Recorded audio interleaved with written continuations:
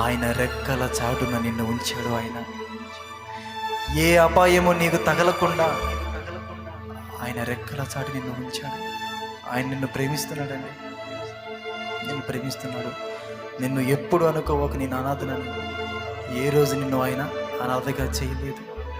అందరూ నిన్ను అనాథగా చేసినా కానీ నా దేవుడు నిన్ను అనాథగా చేయలేదు. ఇంకా ఇంకా ఇంకా నా దేవుడు ప్రేమిస్తున్నాడు.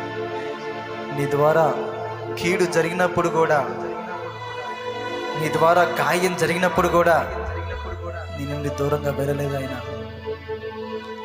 నా కుమారుడే కదా, నా కుమార్తె కదా అని సహించాడు, ప్రేమించాడు, ప్రాణమే ఇచ్చేసాడండి మన కోసం. మన దేవుడు ప్రాణమే ఇచ్చాడు. మన కోసం ఇచ్చేవాళ్ళు ఎవరున్నారు? ఆయన తప్ప ఇంకెవరు లేరు.